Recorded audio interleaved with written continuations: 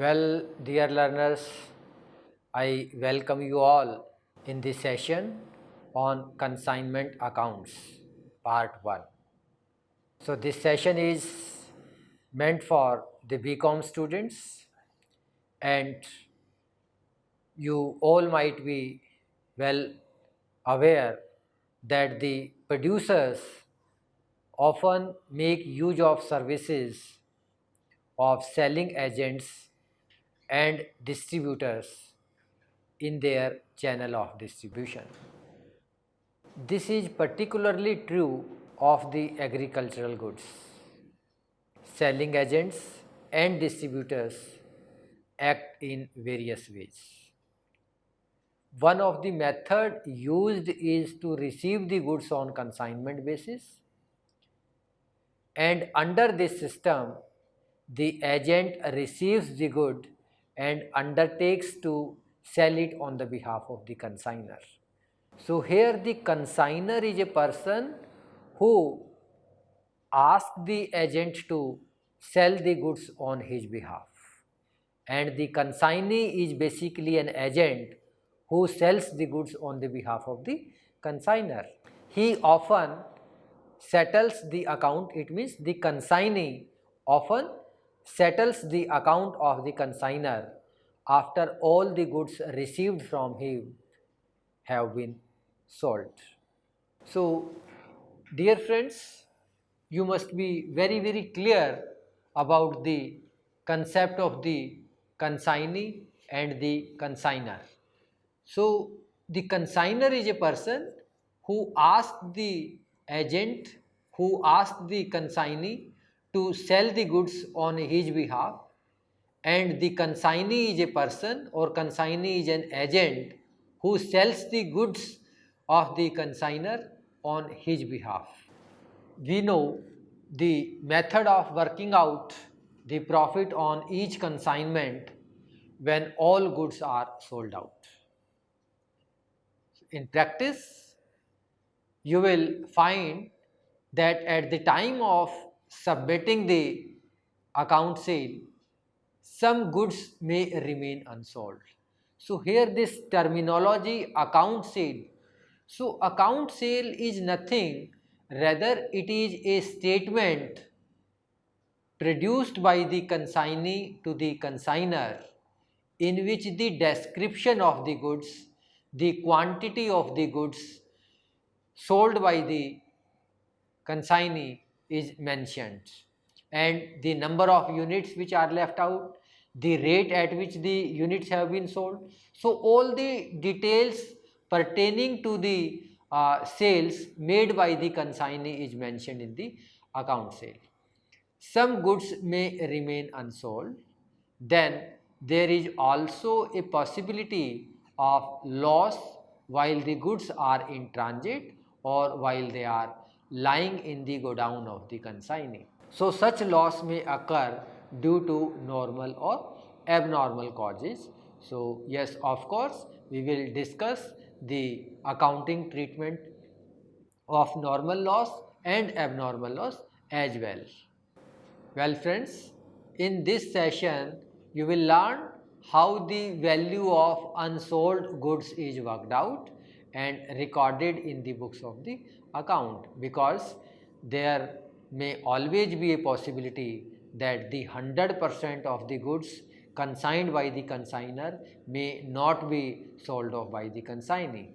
Therefore, the learners will learn about the treatment of normal and abnormal losses which may take place in transit or in the godown of the consignee, and their impact on valuation of stock and profit on consignment.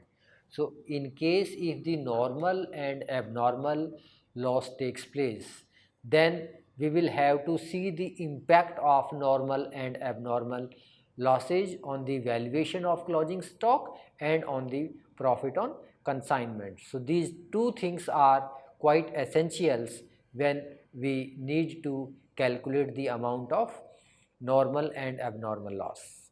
Then the question is, what is consignment?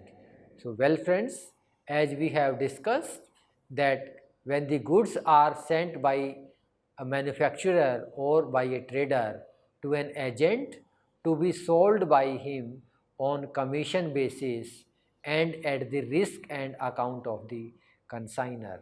So here the agents act as a seller.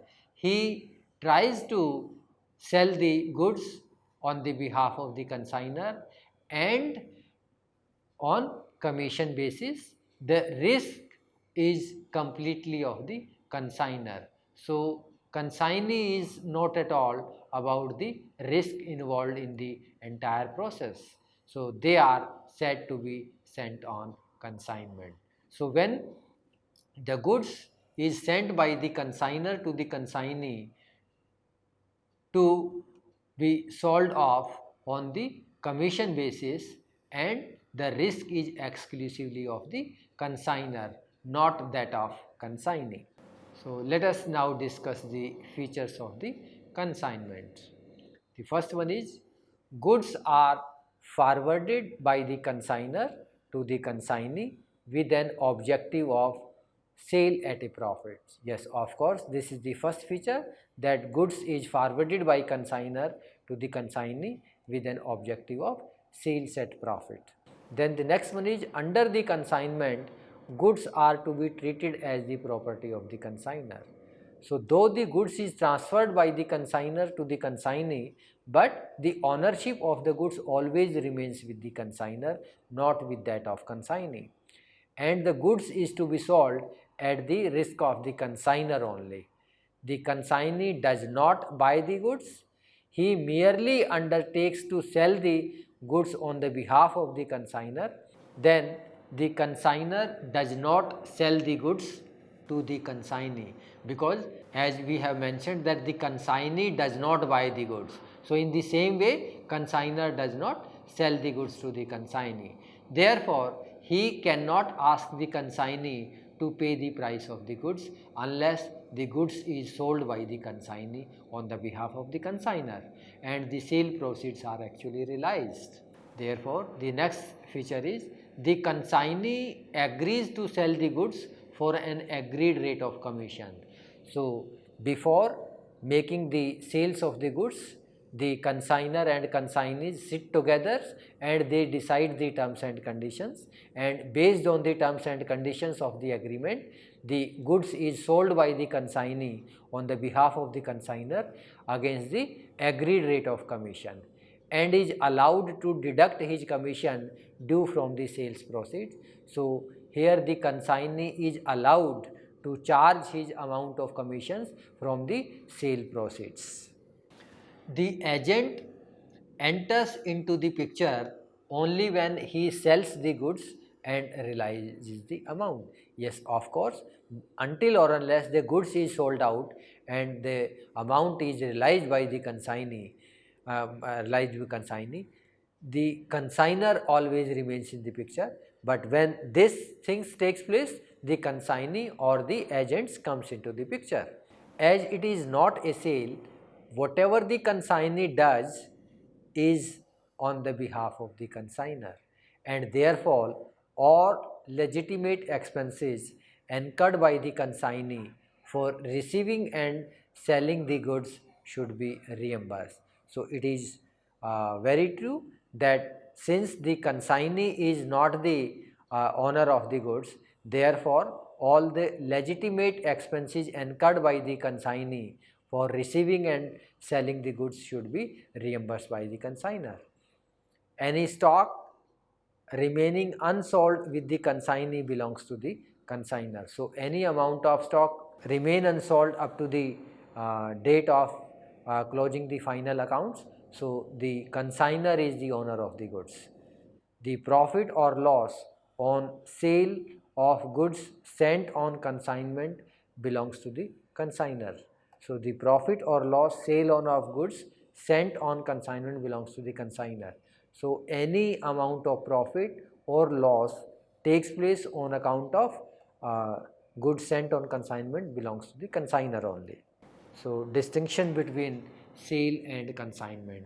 So very simple, there are two parties.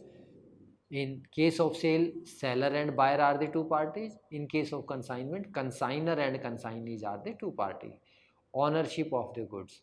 So in case of sale, ownership and title of the goods is transferred from seller to the buyer.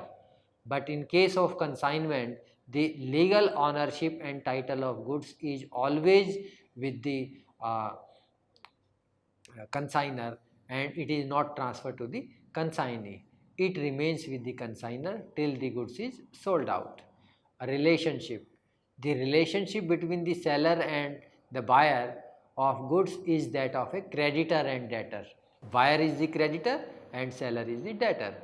The relationship between the consigner and the consignee is that of a principal and an agent. The consignee is an agent, the consigner is the principal, and the consignee sells the goods on the behalf of the consigner only. Expenses. Expenses incurred after sales of goods are borne by the buyer, whereas in case of consignment, expenses incurred by the consignee in connection with the goods consigned to him are borne by the consigner. Risk. Risk attached to the goods sold is transferred to the buyer of goods as soon as the goods are sold. In case the goods are destroyed after the sale, the loss is suffered by the buyer. So here in case of consignment, risk attached to the goods consigned lies with the consigner till the goods consigned are sold. In case the goods are destroyed, the loss is borne by the consigner only. Return of goods. Return of goods is not possible as goods once sold are not returnable. Whereas in case of consignment, goods can be returned if they are not sold by the consignee. So any amount of goods unsold up to the date of closing the accounts can be sent by the consignee to the consigner. Account sale. So no account sale is required to be submitted by the buyer to the seller, whereas in case of consignment, account sale has to be submitted by the consignee to the consigner from time to time. Unsold goods. The seller has nothing to do with the goods which could not be sold, whereas in case of consignment, unsold goods with the consignee will be treated as stock of the consigner. Account sales. As the consignee is an agent and is selling the goods on the behalf of the consigner, he has to furnish the detail of sale proceeds, expenses, commission, etc. to the consigner. He furnishes all these details by means of a statement called account sale.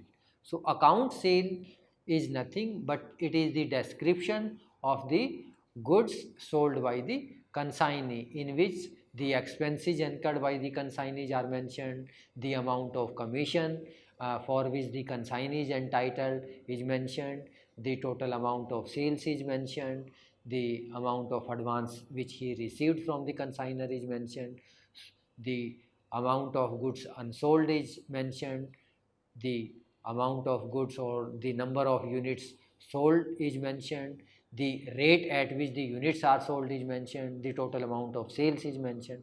Likewise, this is the statement of comprehensive details made by the consignee. This shows the quantity and description of goods sold, sales proceeds realized, the expenses incurred by the consignee, commission due to him, and the balance amount payable by him to the consignor is mentioned. Special commission. So this is the commission which the consignee gets over and above the ordinary commission. So it can be subdivided into two categories. The first one is overriding commission and second one is del creditor commission. So what actually the overriding commission is all about? Let us now understand about the overriding commission. So this is an extra commission allowed over and above the normal commission and is generally offered when the agent is required to put in hard work. This commission is also given for sales at prices higher than the price fixed by the consigner. So in case if the consigner has asked the consignee to sell the goods on a particular rate, but the consignee sells the goods at the rate more than the rate asked by the consignor. Then what the Dell Creator commission is all about? So usually all the losses are borne by the consignor under the agreement of consignment. Sometimes the consignor expect that the consignee should also be responsible for recovering the debts and bear the loss on account of bad debts, if any. So, in order to compensate him for this additional responsibility, the consignee is given some extra commission called Dell Creator Commission. Such commission is calculated on the total sales unless there is a special agreement to the effect that it is to be paid only on the amount of credit sales. So, the Dell Creator Commission is always calculated on the total sales until or unless mentioned specifically. Expenses. Expenses relating to the consignment of goods are divided in two categories. Non-recurring expenses, it means these are the expenses which are of fixed in nature. All the expenses which are incurred for bringing the goods to go down of the consignees are non-recurring in nature. So it means these are the expenses which are incurred in order to bring the goods to the go down of the consignee. The non-recurring expenses will be incurred partly by the consignor and partly by the consignee. The consignor usually incur expenses on sending the goods to the consignee such as packing, cartage, loading, insurance, freight, etc. The consignee usually incurs expenses on receiving the goods from the consignor such as dock dues, such as custom duty, such as clearing charges, octroi, etc. Then the second one is recurring expenses. So these expenses are incurred after the goods have reached the consignee's place or go down. So once the goods reach to the go down of the consignees, then the recurring expenses start taking places. They are recurring in nature because they may be incurred repeatedly by the consignor and the consignee.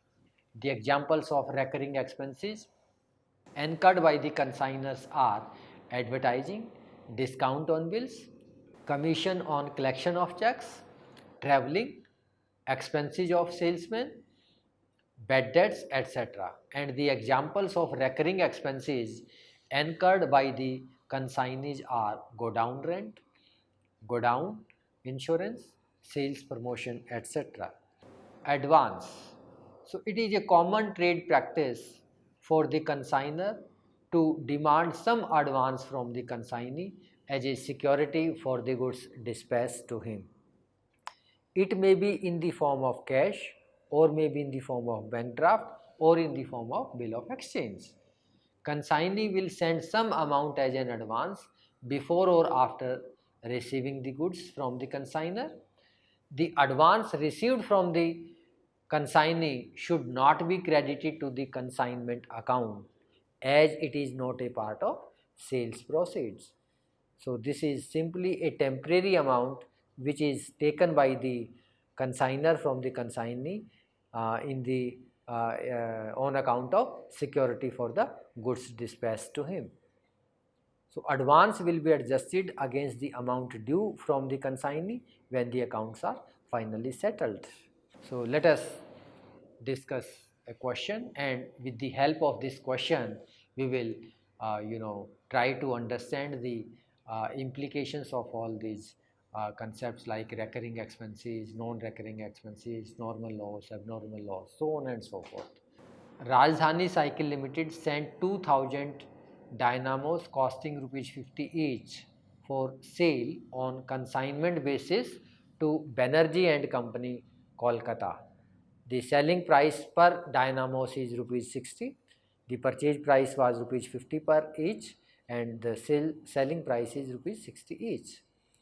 Consignee is entitled to commission at 5% normal selling price, so 5% on normal selling price, 10% additional commission on excess sale, and third one is 1.5% Dell Creeder commission on total sales for guaranteeing collection of credit sales.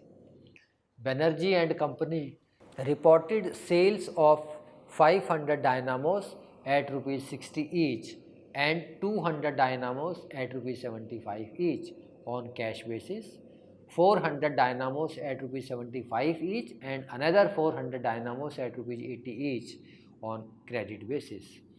Compute the consignee's commission.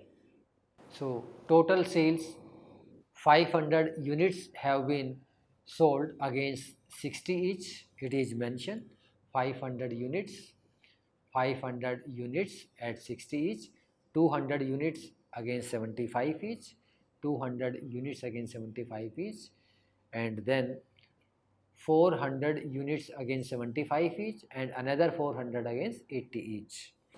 400 units against 75 each, 400 units against 80 each. So total of this sale is 1,07,000. So normal commission is 5%. So normal commission will be given on 5%. So let's see, total 500 units have been sold. Total 1500, 500, 200, 700, 1100, 1500. So total 1500 units have been sold and the selling price per unit is 60. So it is mentioned that selling price per dynamos is 60. So it is 90,000. So on this 90,000, the consignee is supposed to get 5% commission, that is rupees 4,500. Additional commission 10% on amount realized in excess of the normal price. So the total sales value was 1,07,000. The normal sales value was 90,000. So the difference is 17,000. This is the excess sale value. So on this excess sales value, the consignee is supposed to get additional commission at the rate of 10%. That is on 17,000 at the rate of 10%, 1,700. Then the Dell Creeder commission at the rate of 1.5% on total sales. So total sales was 1,07,000. So 1.5% of 1,07,000 is 1,605. So here total commission of 1.1, 0.1 and 0.1, 0.2 and 0.3. For 0.1 it was 4,500. For 0.2 it was 1,700 and for 0.3 it was 1,605. So total of 0.1, 2 and 3 is 7,805. So this was all about the lecture on consignment account first. So well friends, now with the help of this illustration, now you might be very clear that how the normal commission is calculated and how the additional commission is calculated and how the Dell Creeder commission is calculated. Because until or unless we are clear about the concepts, it will create a problem while calculating the amount. So because here in the question it was clearly mentioned that the consignee is entitled to get the commission at the rate of 5% on normal selling price. So the normal selling price was 60. So the consignee sold off total how many units? 500 units, then 200 units, total 700 units at the rate of this, then 400 units at the rate of this, so 700 and 400, 1100, and then another 400 units at the rate of rupees 80 each. So 1100 plus this 400, total 1500 units the consignee was able to make the sales at the end of the closing of the year. So 1500 units and the normal selling price is mentioned in the question, rupees 60 per dynamos. So therefore the normal selling price was 1500 units multiplied by rupees 60 per unit. So total it comes to 90,000 rupees. So therefore the consignee was entitled to get 5% commission on this 90,000. So that was rupees 4,500. Now additional sales, the actual sales made by the consignee was 1,07,000. So we can check it. Yes, because the consignee sells 500 units at the rate of 60 per unit, 200 units at the rate of 75 per unit, 400 units at the rate of 75 per unit, 400 units at the rate of 80 per unit. So the actual sales realized by the consignee was 1,07,000, and this was the normal sales 90,000. So the consignee was able to make sales of rupees 17,000 beyond the normal sales, because he was able to make the sales of rupees 1,07,000 and the normal sales was 90,000. So beyond this 90,000, the difference between these two, that is 17,000. So therefore the consignee is entitled to get 10% additional commissions on the sales value realized beyond the normal sales value. So 17%, 10% of 17,000 was 1,700. So this was the additional commission which the consignee was supposed to get on the additional sales over and above the normal sales. Third one is Dell Creeder commission.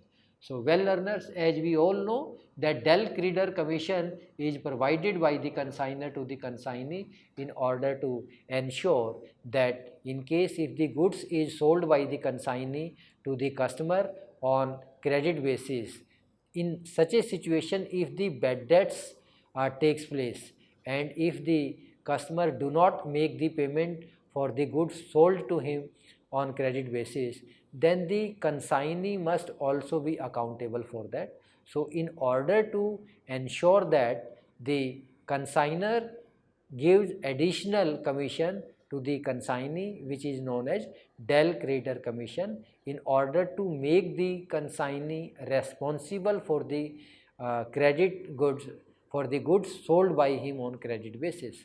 So this was the Dell Creator commission. So Dell Creator commission is always calculated on the amount of total sales until or unless mentioned otherwise. So the total sales, the actual sales was the 1,07,000. So 1.5% of 1,07,000 was 1,605. So the total amount of commission of 0.1, 0.2 and 0.3 was total 7,805. So this was all about this session on consignment account 1. So I am sure that with the help of this illustration, now students might be well clear about the procedure of calculating the normal commission, additional commission and Dell Creator commission. So these are the few things which are very important while talking about consignment accounts. So I, Professor Sunil, extend my sincere thanks to my learners for bearing me and listening this and enjoying these sessions to the maximum extent. Thank you very much.